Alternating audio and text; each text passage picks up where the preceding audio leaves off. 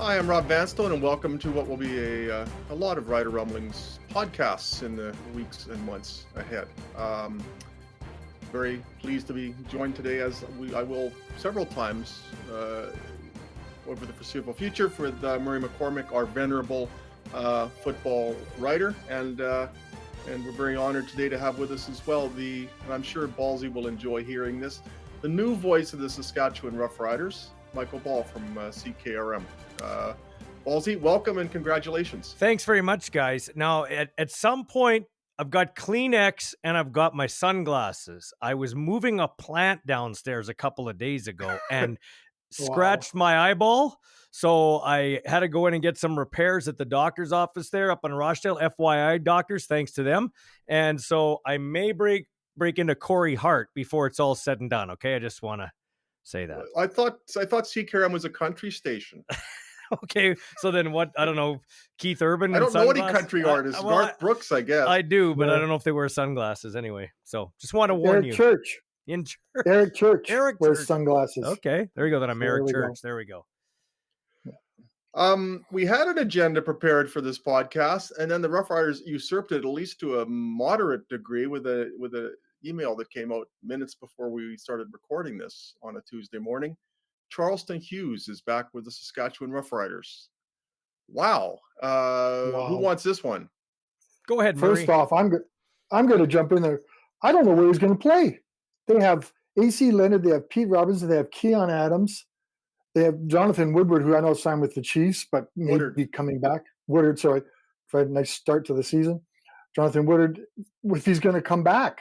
So where are they going to play him? But he's also kind of old, isn't he? I forgot to check his age on the press release, but Rob, do you remember? He is a sprite of 38 years old. 38 years of age. Yeah, I mean, compared to us, he's very young. I mean, everybody has the Tom Brady thing, right? Tom Brady can do it. I can do it. Now, Charleston didn't play a lot last year with Toronto, if memory serves me correct. In fact, I think if we get a chance to ask him, he'd probably admit maybe he shouldn't have left. He should have just stayed here. Yeah, I'm with you, Murray. I don't know where he'll play. Who knows if he makes it through training camp, but he comes in here. He brings a nice resume, familiarity with the team. They know him. He knows them. So, yeah. Hey, does it hurt anything? I don't think it hurts anything. No, I mean, if it pans out, that's a lottery win. And if it doesn't pan out, you move on. It's a pretty cut and dried situation. And sometimes players find out that the grass isn't always greener when they're not wearing green. So this might have been one of those occasions too. Yeah. The situation, the scheme here was so compatible with what he liked to do. And maybe that wasn't the case in Toronto. Maybe he's proven people wrong before when there's been some doubts about his age, unlike Murray and I. Well, I'm in that I'm not far off that category either. Yeah, I mean, he's a good veteran. I know AC Leonard will probably like having him there because AC Leonard benefited from having a younger Charleston Hughes there. That's the thing, though. He's 38, but maybe not a true 38, 39, because like I said, he didn't play much last year. So, I mean, there was injury problems, and then he got scratched. So, yeah, it adds to the drama of training camp. Last time when the Rockers had a last time the Grey Cup was in Regina, 2013, the Roughriders signed an established veteran who turned 38 during the season, I believe, and his name was G. Royce Simon. So maybe this is a good omen. I don't know how old Ricky Foley was when he came here at 13 too. He was 31. 31. They had a John Chick that year too, although a lot younger. A lot younger too. Yeah. I think, I'm kind of going more because I'm just reading this again. I'm kind of like you guys. It doesn't hurt. And it's kind of nice to report about something that's not labor related for a bit of a break, isn't it? Mm-hmm. Yeah, for sure. Well, we won't get that rest for long because that's on one of the items on my list for today. Yeah. But before that, I'd like to kind of segue into just what the key questions are going into training camp. Again, with the qualifier that we're presuming there will be one. At some point there will be. Ballsy, I'll start with you. What do you think is the big question, or the big questions that are hovering over secondary the team as you prepare to be the voice? Secondary, obviously, they lost a couple of key guys there in Purefoy and Ed Gainey. I mean, you can maybe replace them athletically, although Purefoy was the defensive player. So that's going to be interesting. Mike Edem comes back. We haven't seen what Nelson Lacombo can do. Now, I don't expect Nelson Lacombo to step in and be Luches Purifoy, but it'll be nice to see what that Rider draft pick could do or can do. He was much ballyhooed coming out of the U of S. So that'll be interesting. Also, along the D line, D tackle, that's something too that I'm interested in, because those two things, it's a marriage, right? You need a pass rush to help out your secondary, and you need a secondary to help out your pass rush. I mean, football in its simplest form is protect your quarterback and make the other guy's quarterback uncomfortable. So that leads me to my next thing. How will the Riders shore up that offensive line? I think that Jamal Campbell signing was a nice under-the-radar signing. Taron Vaughn, does he come back? How's that shoulder? Does he come back in shape? Because I don't think he was in very good shape before he went down. So I'm interested to see. He could be the wild card there too. Murr? I also agree with all of what Ballsy said, so we get that out of the way. Good. I'm curious about I'm curious about what's going to happen at running back. I know William Powell's gone to the Red Blacks, and which was a good signing for the Red Blacks, helps them with their part of the game. But we have Jamal Morrow, we have Shaq Cooper, who can both return, they can both play running backs. There's Justin Covington, a guy they recently signed, I think averaged 6.2 yards per carry with, I think it was Villanova. And so they have some good depth there. I wonder who's going to emerge as the running back, because one thing that William Powell did, and I always like, he could run the ball, he could catch the ball, and he could block like crazy. And was he underutilized a little bit last year? Yes, a little bit, but I still think he was a good player. But I think Jamal Morrow, I've written about him many times at training camp. The guy is going to jump forward and see if he can do that. So running back, and because it's Saskatchewan, let's go with the backup quarterback. Wow, that is a big deal, Murray. That's a huge deal. Like, actually should have started there, because you need, if you look around the league, guys, Calgary has a great 1-2 punch, and I think Montreal has I wouldn't say great, but serviceable, solid 1-2 punch. Outside of that, I mean, if Cody Fajardo goes down, no disrespect to Fine, whoever's behind there, but we're in some big time trouble. Exactly. Jeremy O'Day said last week when I asked him on draft night if he plans to bring in another quarterback, he says that he does, or that he did. We have not yet seen that name.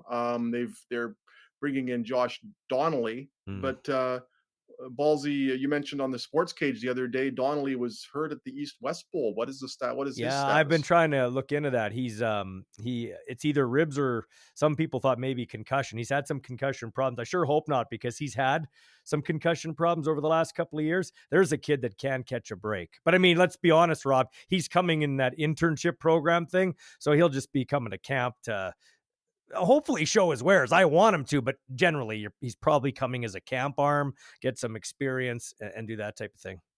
But they're going to need some arms, and there should be a fourth American arm, you would think, showing up by Saturday or by Sunday. They have to get somebody barring any sort of the labor. And I think, it's kind of interesting. Who to believe that we have the Riders that have back-to-back 6'7" quarterbacks in training camp with them. And I know, Rob, we had Paxton Lynch last year. This year we have Jake Dolagala, who's another tall, strapping guy. I don't know how good he's going to be, but kind of an interesting. And he's the guy who's vying for the backup spot with Mason Fine, at least based on today's depth chart. Rob, so it'll be interesting to see. Sorry, Murray. Murray brings up a good point. Rob, who's the last successful tall quarterback in the CFL? My goodness, I can't remember a tall guy that was successful. Yeah, like really, really, really tall. Like we never saw enough. What about Bethel McLeod Thompson? Isn't he 6'4"? Yeah, I said successful, Murray. Okay. I mean, it bothers me to point out that Joe Flacco is a tall quarterback, won a Super Bowl in the National Football League, and his brother Tom was in the Ryder camp last year. But I can't think of a lot of parallels with really elongated quarterbacks in the CFL. Generally, the CFL has benefited over time from quarterbacks being of more modern dimension, therefore being available to the CFL, because the NFL wasn't that interested in them. We've seen that shift over the last 5 to 10 years, where like a Kyler Murray, who once upon a time wouldn't even have gotten a look, ends up going first overall in the draft. That was inconceivable even a decade ago. You're on to something. CFL's losing those guys. So the tall guys have always gone to the NFL. It's now the shorter guys that are being enticed south of the border as well. Yeah, you're onto something there. And I guess if they were tall and that athletic, they would never make it here. So that's why we don't see a lot of tall guys, right? So that is going to be interesting, because I mean, Cody Fajardo has been pretty durable. very durable. But that said, when they needed to win a game to finish first in the West Division in 2019, Isaac Harker ended up starting for the Roughriders that day. And the way Cody plays the game and plays it with abandon, not always the discretion that the coaches would like, he exposes himself to a lot of hits. And now we're talking about an 18-game schedule as opposed to 14 from last year.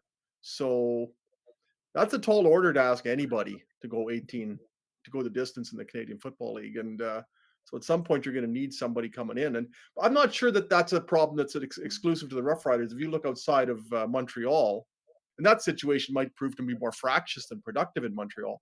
I think you spend a lot of money on a quarterback. That probably precludes you spending a lot of money on a second quarterback. So I think the Roughriders are alone in that regard. You look at Calgary as an exception with Jake Mayer. Edmonton, who knows who their quarterback's going to be. And BC is an unproven situation. And if Zach Collaros gets hurt in Winnipeg, they're no better off than the Roughriders are, perhaps worse. Mm-hmm. No, good point. Hey, which Hamilton quarterback, which quarterback, like, did Hamilton make the right decision going with Evans over Masoli? I like it.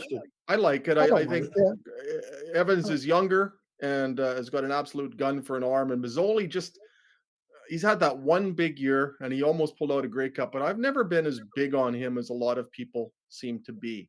I'm not sure that's going to be the cure-all for Ottawa. I think Dane Evans is a nice quarterback, and with time will only get better. Got a great arm. Ottawa better hope Masoli is the answer, because that's a big key part to their rebuild. And they've done an amazing job. Like 12 guys, I think, are going to start on offense this year. I think I was reading that were from last year. Well, imagine that turnover. We're used to turnover in the CFL, but not 12 new starters on an offense. That's going to be interesting to watch. But who made a case in Ottawa to stay in that offense? My goodness. Yeah. And then I think Dedmon ended up taking an NFL tryout, didn't he? Yeah, he did. Yeah. Yeah. He was one of the I mean, nothing could be worse than Dominique Davis. Let's be honest. Whose one brief shining moment was. Don't even go there. I took the phone calls after the game. In some respects, that's going to be something I don't miss. Yeah. That would have been a fun night on the Rider Roundtable. Drunk and irate. Those are two words I could bring up right off the top of my head. Drunk and irate. Good luck, Daniela Ponticelli. It's all yours. Yeah. What a great hire, by the way, Danielle. I know you heard her on the Sports Cage earlier this week. And just a tremendous person and a tremendous broadcaster. That's a really nice 1-2 punch that you got going there. And sadly, it's the first time a woman's been on our broadcast team. I mean, I'm not just a different world, right? You never had it, so it's great. It's a breath of fresh air, actually. I'm looking forward to working with her. She'll be with Don Hewitt and Wes Cates, two other great guys. So the professor is back. The professor is back in the Plaza of Honor, running back Wes Cates. Old sports journalists don't die; they just go to radio, I guess. Eh? Yeah, or they do podcasts like Murray and I. We're just going to take a brief break here. If you stay tuned for the second half of this award-winning broadcast. Let's try that again, podcast. And this is why Ballsy's in radio and I'm not. We're going to take a break here, and we'll be back momentarily to discuss other issues pertinent to the Roughriders. We're back here with part 2 of the Rider Rumblings podcast. I'm here with Murray McCormick and once again, Michael Ball of CKRM, the newly minted voice of the Roughriders. We alluded to it a bit earlier in the podcast, not the broadcast as I called it earlier. CFL labor situation. I tend to think there's a lot of smoke that will dissipate by the weekend, but who knows? The players seem to have some pretty legitimate grievances to me. Whether they have the kind of solidarity they need in order to resolve those grievances is certainly a mystery. But I'll just throw it out there. What are your thoughts, Murray and Ballsy, on the labor situation and where it might go? Go ahead, Murray. Training camp is stressful enough without all the other stuff going on around it. I'm quite, I guess I could say, nervous about what's going to happen. I see a little more solidarity now in the players than I have in the past. And I wonder if they're going to say, we're going on strike. We don't want to deal with this stuff. The last offer from the CFL was ridiculous. I think we can all say that. Just there wasn't anything there they really wanted to do. What did that accomplish except inflaming people? Exactly. So I'm a little nervous about what's going to happen on Saturday. I love the CFL has these deadlines at midnight Eastern time. Like midnight Eastern time is when the contract comes up. Remember when they used to have free agency deadlines to kick off at midnight?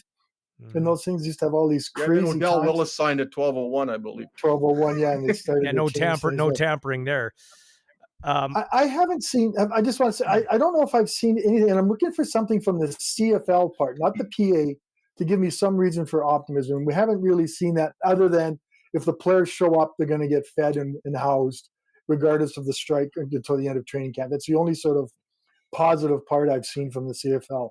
I don't know about you guys. Have you seen anything from the other side of the bargaining that makes you feel optimistic? No. Well, apparently there's a new offer coming on Wednesday, so hopefully that will be one that's grounded in realism as opposed to whatever it was that prompted the powers that be to tender that incendiary offer on. Well, 10 years, no wage hike. There's no way anybody in their right mind would sign that. But I think we got to have it longer than 3 years. Like, I think a happy medium's 5. And with Genius Sports and betting and everything like that, there's got to be a way we can work together to try to raise salaries. And that's a big underlying story here, fellas. A huge story.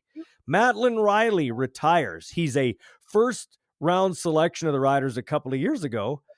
And he takes his university degree in engineering and says, you know what? I'm going to do this instead of play football. My old colleague on the Rider broadcast, Chris Best, an engineer that by the time he's 40 has 2, not 1, but 2 hip replacements. And if you ask Chris Best now, he loved his time. He wouldn't trade it in, but maybe he would have left a little earlier to go to the private world of being an engineer. And we don't pay these guys. Like, look at Adam Mackert. Now, would he have made a roster or not? I don't know, but he was a highly touted prospect. He decides to run his family supplement business in Kelowna, probably making around $100,000, which is more than what he'd be locked into as a young Canadian on the roster. Now, you can't cut the CFL down because we're coming through a pandemic, and the CFL's always been a mom and pop league. But you love the dog in the background, by the way. But the dog has the answers. But the thing is, we got to find a way to grow the wages. And I've never got this. I'm not against the quarterbacks making the most money, fellas. We know we need them. They're the lifeblood of any football team, regardless of the league or the age level or whatever. But why are we competing against ourselves? Why are we paying $300,000, $400,000 to these guys? They're not getting that in the USFL. They're not going to get that in the XFL. That's for sure. They're not in the NFL because they're not in the NFL. So why don't we say, okay, quarterbacks, the most they make is $250,000. Maybe we can make some side deals for them. And then the high tide floats all boats. The offensive tackle makes this. This guy makes this. Maybe we can get to a minimum salary of $100,000 where, okay, maybe I'll play football then. You know what I mean? Mer? Very good points. I'm not surprised that Madeline Riley actually retired. I thought he had a tough year last year. One game seemed to be hurt all year. Mm-hmm. And just to mention, I've had 2 hip replacements and a revision. You had 3. You're the world record holder in hip replacement. Basically 3. So Chris Best, I feel your pain, buddy. Murray's got 3 hips. Like he should be in the Smithsonian. He's amazing. He's amazing. Is there an Olympics for 3 hips? Because you're a gold medal winner. You're like Rich. You're like Rich Strike, and here comes McCormick. Where's McCormick? That's funny. I think there was a Monty Python sketch along those lines, but it didn't involve hips. I won't elaborate. It's funny, it's when you talk to regular people about what they make in the CFL, some people just can't believe the salaries are that these guys earn. And I always use Brendan Labatt because I remember once hearing he made $220 a year as a Canadian, and then an American making $80,000. And my wife just people just can't believe the discrepancy in the salaries. And I think Randy Ambrosie, way back when in the Global, tried to find different ways to make money for the league. And he's been trying to, and I think they've just about tapped every source in Canada to make more money. I don't know where it comes from, Mike. Maybe you have some idea. Well, I think the betting's going to help. The betting's going to help out, guys. It just got started. We need to convince these guys to stay in our community, get them some off-field jobs. I mean, just take Regina, for example. Like Derek Moncrief, I talked to him. He is done. His NFL dream is done. He did not going to try anymore. He loves Regina, marrying a local girl. He wants to set up roots here. He'd be a perfect guy, Rob, for a nationalization of an American. If it's 4 years, one city, one team, I'm okay with that for one a team. But I don't like to see. I'm fine with one a team. Yeah, and I don't like to see backdoor. Let's get rid of Canadians. 3 years. Yeah. I don't like that. But we need to find a way to keep these guys in our community, because the best heyday the Riders had since I've been alive was from about 2006 to 2013-14, give or take a year or two. And we're seeing remnants of that with the guys that are going into the plaza. And those guys, well, look at Mike McCullough is still in our community.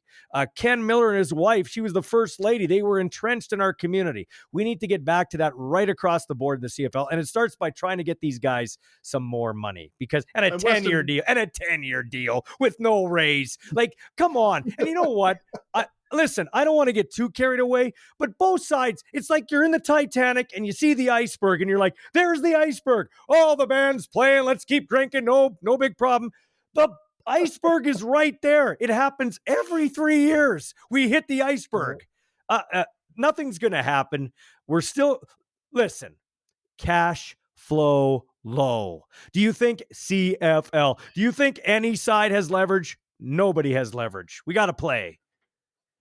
And I think the solidarity of the CFLPA may not last as long as this podcast does.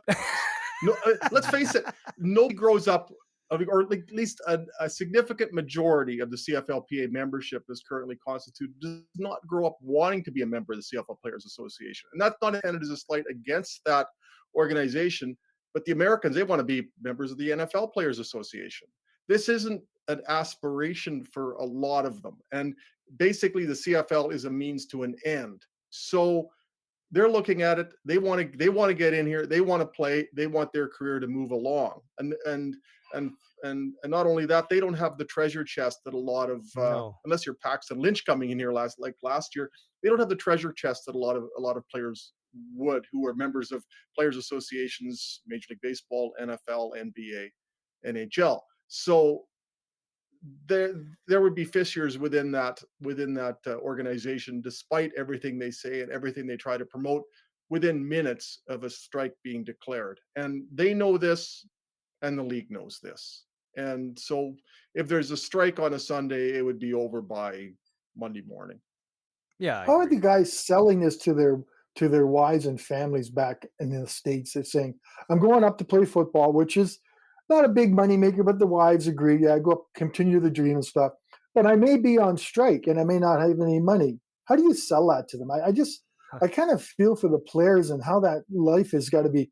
You got to deal with keeping the dream alive with the strike, with uncertainty, and all that stuff. And I always wondered how they, their wives, and they usually have a couple of kids and jobs and stuff. And I wonder how they sell that to their respective families. Yeah, it wouldn't be easy. It might be easy for a couple of them who make the big time money, but other than that, it's I mean, the whole life's not easy. Even coming up here playing minor and exchange rate, taxes, all that type of stuff. You're playing really for the love of the game. But guys, the only person with worse luck than Rob Vanstone is Michael Ball. So here's the deal. I've wanted to be the voice of the Saskatchewan Roughriders since I was throwing the ball to myself and commentating games in my own head when I was 6 years old. Okay, listening to Ron Barnett and John Lynch with the radio on in the garage. The Riders are getting their butts kicked by the Eskimos. This would have been 1979, right in the nice midst of the heyday with the Eskimos then, now the Elks. And I'm listening to them get crushed, but I'm making up the game in my head and throwing it to myself and doing that. Here's what's going to happen.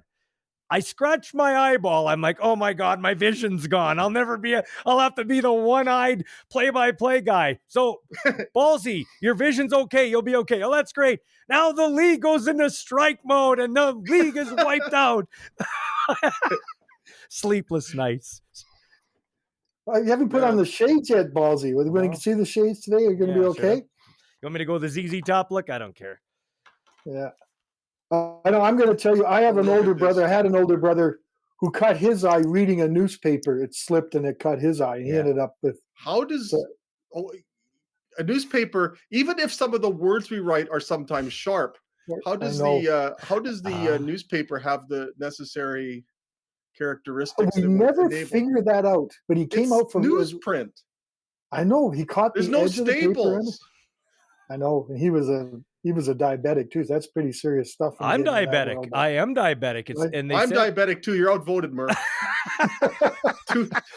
Okay, so you gotta watch that, Ballsy. That's serious stuff, eyes, when you come. No, I know, eyes and feet, and that's yep. Guess what? When this podcast is done and the WWE sees it, Rob Vanstone and I will come to the ring with our manager Murray McCormick, and that'll be our tag team name, the Diabetics. And I hope I never join your team then. Please. Yeah, you've seen some of those old matches from the 70s involving Abdullah the Butcher and that, where there's just gore and everything. Well, Ballsy and I will contribute to that by pricking our fingers to test our blood sugar. Well, that's what we'll do. You remember, you used to watch Stampede Wrestling. I would watch with my other grandpa. We would watch CFL games and we would watch Stampede Wrestling, two religious things. And so every match on Stampede Wrestling for like 6 months in a row was Cuban Assassin against Mr. Hito. And the ref would get distracted. That's what Murray will do as you're in the ring getting beat up. Murray will distract the ref, and I will come in with our insulin needle, and I'll jab the guy, and that's how we'll win. That's our finishing move. All right. I think here's Rob my little blood test. Okay. Okay. We should have you know what? Contour next. You know what you guys should do? We got a sponsor built in. You know what you guys should do? Like Price is Right from now on the Rider Rumblings podcast with Murray and Rob. If you have tickets to a Rider game, they have to guess your blood sugar without going over. It'd be the same in my case as guessing my IQ. Be like guessing my weight. How did we get onto this topic? Hey, you're with me. Guess what? This is how the Rider broadcasts are going to go. It's going to be like Harry Carey. I'm going to miss a quarter and a half, and Luke will have to reset about what happened. Remember Harry Carey tell all those Chicago Cubs stories on and then his color guy go, and back in the fourth, the Cubs hit a grand slam. And are you going to wish everybody a happy birthday that's right. a happy anniversary? I probably will. You know what? Just don't lean out the booth and sing anything. Oh, no, please. I won't. No, I can't sing. No, I can't sing. Well, yesterday you had the Red Blacks announcer on. Yes. And he talked about all of his issues with Ukraine, which was outstanding. That was great listening to AJ talk about. I kept thinking, when are we going to get to football? When are you going to get to football? And as a pro, you said football's not that important right now. This is more of a story than anything we can talk about. And AJ did a great job. Yeah, thanks. I appreciate that. Yeah, no, it was good. Sometimes, we get labor talks and we talk about the same thing. It's great to have a guy because I don't want to go down that road because we're not talking that, but it's been a weird war. Like it hasn't really been because the U.S. isn't really involved. Canada's kind of not involved. So it's not like you're on the ground, boots on the ground. So we hear about it, but it's kind of just there, unfortunately. So I wanted to talk to a guy that was there, that has roots, that is really embedded. So yeah, sometimes football takes a back seat, right? One of the things I wanted to talk about, we've alluded to at various points earlier, was the recent appointment of Michael John Ball, right? Mm-hmm. Is that your? Yeah, that's right. I got a laugh out of that in your podcast when you said it referred to the three first names. Yeah, I sound like a serial killer. Michael John Ball, John Wayne Gacy, Michael John Ball. Yeah, thanks, Mom. Yeah, no, I'll tell you what, guys, it's still hard to believe, like when you guys mention that when you introduced me as that, but it's weird. I've been doing Rider broadcasts for 20 years. This is my 20th year involved in a Rider broadcast in some form or fashion, either helping Jeff Courier cut up clips, doing pre and post game shows, sidelines, all that stuff. Okay. You wouldn't believe how many people have come up to me and congratulated me. And I'm not saying that like, hey, look at me. But I was like, I turned to my girlfriend, Christina, and I said, they do know I've been on the broadcast for like 20 years. Like I'm the first voice they heard and the last voice they heard. Actually, with Daniela taking over with Dawn and Wes, they're probably, in terms of listening time, guys, they're going to be on more than me because the actual play-by-play guy's only on for about 3.5 hours. They're on maybe 4. They're on for 4.5, 5. Like we have a 9-hour broadcast. So it's crazy. I once had somebody congratulate me for being on television once, and I thought, I've been doing my job for like 35 years. Yeah. And I go on TV once, and somebody wants to give me a bouquet of flowers. It's an interesting interesting gig, this media thing. It certainly is. But I am just to reiterate, I'm very happy, very proud to do it. And I'm excited to do it. It's something I've always wanted to do. So I get to scratch an itch. There's not too many guys that get a chance to do what they've always wanted to do in their life. Like, this is a bucket list thing for me. I can cross this off, even if it lasts 1 year, one game. I fall out of the booth trying to sing something. At least I got a chance to do it. And not a lot of guys can say that. And I got to do it in my hometown. Like, when I went to broadcasting school in Mount Royal, I know everybody will say that. The guy said, what do you want to do? You want to be a voice of the Edmonton Oilers? Do you want No, I want to be the voice of the Saskatchewan Roughriders. That's what I want to do. That's cool. Interesting, because I grew up in Regina, and I wanted to do what Bob Hughes did. And I'll never pretend that I will do it even remotely as well as Bob did, but that's my job now. And it is really cool when you dream of something and you put everything that you have toward the attainment of that goal, and then you end up being able to do it in your hometown. And I never lose sight of that. Every time I walk into the stadium or into a sporting venue, I'll look at the sign and it says Brand Center or Mosaic Stadium, whatever. I'll go, thank you, Bob. Yeah. And because that's kind of the dream I had. So we're getting really corny and maudlin, but again, Murray, you're outvoted, Murray, because you're from Ontario. Yeah, I've only been here since 1982. So I guess I'm really not really that entrenched in Saskatchewan as much as 40 some odd years. So I guess I thought it was 1882. It feels that way. Is that what you? I'm just gonna. Is that what you always wanted to do, Murray? Is that what you always wanted to do? Be a writer? Did you always want to be a writer? Not really. I just love sports, and it's a long story. And one day I fell into a sports writer's job. Like, literally, this guy asked me. He was going through the interview. Says, I'll hire you, come out to score a baseball game. And he hired me. And he said, it was so impressed that I was willing to drop everything to go out and do a job that somehow I became a sports writer. Yeah. And I love it. It's actually, and I'm on the downhill side. Everyone knows that. I'm not hiding anything. Turned 65 on May 1st. So, but I'm not leaving you. So don't get too excited yet. By the way, you met Rocky Blyer. I want to know about meeting Rocky Blyer. Murray's a lifelong Steeler fan. I know he is. And I sat with Murray watching the 2005 Super Bowl when they beat the Seahawks in the Ford Field there, or Ford, whatever they call it, with Bill Cowher Super Bowl there. I watched that one with you. You were there 4 seasons. Quick story. I'm walking down the ramp, and we're in Vegas for my 65th birthday, and Rob was covering the draft, and I had a Steelers shirt and a Steelers hat on, and this guy was walking by, and he said, do you want to meet Rocky Blyer? And I looked at, this was at the NFL draft, to put it all in context, and I said, what? Sure. And he introduces me to Rocky Blyer, and Rocky Blyer and I stand there talking, and my wife Marion's taking some pictures, and she said, why did you stop my husband? Because he says, he looked like a certain age that would remember who Rocky Blyer was. And I thought that was so cool. And we talked for 10 minutes about being Steelers fans. And there's another guy, John Banachek, who played tight end, offensive line a little bit. He was there defensive lineman. Yeah, was he? Okay, I thought. I thought.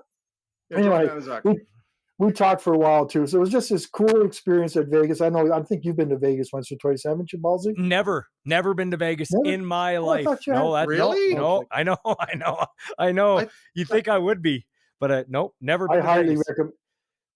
Just two things about Vegas: bring your wallet and go in shape, because there is lots and lots and lots and lots. My funny Vegas story is one of my buddies, who will remain nameless, was telling me about the chicanery, tomfoolery, and skullduggery that went down when he went with a bunch of his buddies. And I said, how was the trip? He said it was perfect, except the donkey wouldn't fit in the elevator. And that's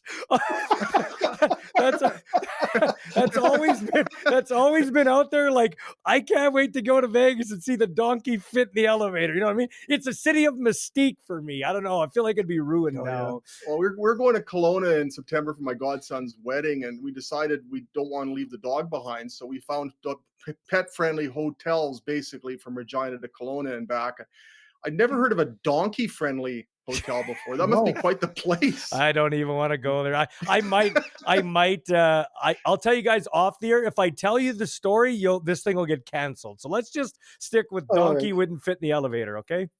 Well, I want to hear this. I'm going to interrupt you guys. I want to interrupt you guys because we're getting kind of late. We got to talk about the Plaza of Honor. Absolutely, yeah.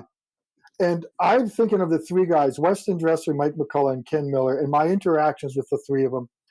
I just wanted some more thought. Mike McCullough was a go-to guy for me, and I hope because we have as reporters, you get the guys, you've got to get the quotes, you've got to get the insights into the game. Mike was always that. Didn't look always that happy about seeing me, and we had some moments together because Weston Dresser, we all know what he did. But the thing about Weston Dresser that always impressed me, he never took a practice off. He never took a rep off. And I always said to guys, I'd meet Rams and stuff, and they'd come up and chat. And I says, what do you watch at practice? He says, I watch Weston Dresser. And I said, regardless of your position, watch Weston Dresser, and you'll see why he does the things he does. And Ken Miller, I was laying in bed last night thinking about Ken Miller and our interactions over the years. And we had some moments too, and Rob had them. And Ken could be kind of gruff, but he was all, I kind of thought, I learned from Ken Miller, even of the players. The players will tell you how much they learned about to be a nice human being, to be friendly, to understand things. And I really look back and appreciate what I did with Ken Miller. And just, I remember in 2009, him and Marine are walking up the ramps after the field goal, after Damon Duvall's field goal beat the Riders. And I never saw two people so sad in my whole life. And my heart just ached because I thought, here's a guy who deserved a Grey Cup, had won a Grey Cup, and then didn't. And I still can picture that picture in my mind when he's walking to the press box, him and Marine and they're wonderful people. And it's good on the Plaza of Honor getting these three in there. And it'll be a lot of fun on August 19th, Rob? August 19th. Yeah, at halftime when they'll be formally inducted into the Hall of Fame. And Ballsy, you had Ken on, you had all of them on, but you had Ken and Mike McCullough on, and Ken was talking about the 13th man and was very honest with you on Monday, saying it still haunts him. Time doesn't heal on all a daily basis. Yeah, time doesn't heal all wounds, Rob. That's a very it's funny. I talked to Mike McCullough about that when he lost his son. I said, does time heal all wounds? He goes, nope. Anybody that tells you that is lying. Time doesn't heal all wounds. You just learn to deal with it. And that's the same thing with our buddy Ken Miller there. That's terrible. And Murray hit it right on the head. If there's one guy in Rider history that deserves to win a Grey Cup as a head coach, it's Ken Miller. When you think about it, guys, this team has won 4 Grey Cups. Okay, in its history. Yeah. 2007 was one of those Grey Cups, okay? They had the season of broken legs and I asked Ken Miller on that show, if they would have settled for Darian Durant as their quarterback, they probably, who knows, they could have won the Grey Cup that year, but they settled on Michael Bishop because a certain GM wanted Michael Bishop to play. Ken kind of said it without saying it. The same GM that traded Kerry Joseph and Ricky Ray. He's had a history of making trades like this, okay? Then 2009, the only team that wins a Grey Cup, the only team that wins a champion, like they led the whole way and still lost the game. Crazy. Yeah. And then 2010, they lose. They could have won 7, 8's debatable, but 9 and 10 for sure. They could have won 3 and 4 years. Like that stretch there, since I've been alive, Rob, 49 years, from 2006 to 14, give or take a Darian injury on a really no play against Winnipeg, and then the down year there when Greg Marshall is in there. They really that was the best stretch of football since I've been alive for the Rough Riders. What does it say about Ken Miller though? In that he came out of the 13th man game with an enhanced reputation. Now, a game like that would be an absolute career ender for a lot of coaches, especially if they're rather cantankerous or not very popular. But because Ken Miller, being the man that he is and the respected individual that he is, I think the response to Ken, by and large, was more sympathetic than vitriolic. Well, I think it actually strengthened the bond between the Ken Miller and the fans and the organization and the fans. And it also galvanized the team because they, to this day, have not given up who the 13th man is, and they never will. There's theories, but nobody's ever pointed a finger. Nobody's ever scapegoated anyone. And I think it was actually a unifying situation. And that all goes back to the foundation established by Ken Miller and the ethos of Ken Miller and the integrity. And he emerged from that, not losing his job, but by being a more popular coach than he was before the game. And they only blew a Grey Cup game more flagrantly than any team in history. That, to me, is a testament to Ken Miller. Not only that, That's a team that went 10-7-1 facing a 15-3 football team that Anthony Cavillo quarterbacking it. And they extended that team to the absolute limit. And they put up with so much turmoil during that 2009 season with a first-year full-time starting quarterback, and they finished first for the first time in 33 years. That, too, is a testament to Ken Miller. So I think you need to put the 2009 season in context. And there's a lot there to extract from it and applaud. And that is principally because of Ken Miller. Well, you didn't. Ken Miller was the grandpa. You couldn't get mad at Ken Miller. Even when I love when he's on the sideline sometimes and he's just looking out and you're thinking to yourself, what is, like, did I leave the sprinklers on at home? It's kind of the look he had. My favorite Ken Miller story was they're in Hamilton and Mike McCullough and Chris Zarka yell at him, challenge, challenge, challenge. Pulls the challenge flag out, throws it on the field and goes, men, what am I challenging? That comes right from Mike McCullough. That's hilarious. Did he win? They won the challenge too. Because I guess Zark and McCullough told him what it was. He goes, men, what am I challenging? And you're right. Whenever you know what? When people call the show, the call-in show, they still reference 76 and Gabriel's touchdown. I was at that game. Yeah, okay. So guys like you, McCormick too, probably, even though he got here in 82, so he wasn't that ingrained here. But we talk about the 76 Grey Cup more than we talk about that one. And to me, that was more egregious. But it was the Ken Miller factor. You had Grandpa Ken, I feel so bad for him. Oh my God. But and it went away in 2 days. If this was like New England or somewhere, we would be burning things down. We'd still be talking about it. But it's like the dream season on Dallas. It's like it didn't exist. Bobby Ewing, Ken Miller in the shower. Let's move on to 2010. You know what I mean? No, it's. I mean, I've said it before, and I've said it somewhat. I don't want people to get the wrong idea, but it was the worst day of my life to the Tony Gabriel catch until my dad died. And there was nothing that was even close to being number two, that Tony Gabriel day. And part of it was the Roughriders were almost as favored to win the 76 Grey Cup as Montreal was to win the 2019 Grey Cup. Ottawa wasn't a bad team, but the Riders had a really strong team there. Ronnie was the MOP. They'd gone into Ottawa that season and absolutely cleaned them. So there really wasn't much doubt that the Roughriders were going to win the Grey Cup against Ottawa, and then for that to happen. So I think that factored into it too, is you've got that expectation of the win, and then it's pulled out from under you. It certainly built up in 2000 in the 2009 Grey Cup to the point where you thought the Roughriders were going to win, and in fact had won. But that would have been an upset of I guess I'll use the word you referenced earlier, Ballsy, titanic proportions.